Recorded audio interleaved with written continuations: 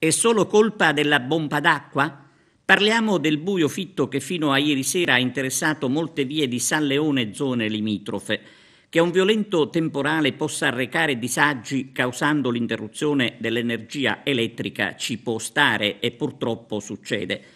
Giovedì sera su Agrigento l'allerta meteo rossa si è rivelata purtroppo azzeccata. Ma sono trascorsi 5 giorni dalla bufera e il problema di cui ci stiamo occupando attende ancora una soluzione. Ammesso che la mancanza di luce, che sta creando situazioni di pericolo anche per l'ordine pubblico, sia davvero conseguenza del nubifragio, diventa comunque difficile accettare la giustificazione che si è data. La gente che sta subendo pesantemente i disagi si chiede insomma se dovrà attendere qualche altra settimana per vedere tornare la luce nelle strade. Intanto è il caso di dire meno male che per scoraggiare eventuali delinquenti ci sono i cani.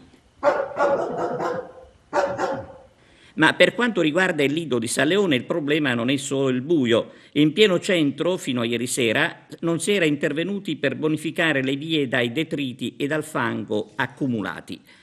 Come dire che basta emanare l'allerta meteo per mettersi a posto con la coscienza, tutto il resto può attendere e gli agrigentini lo sanno bene.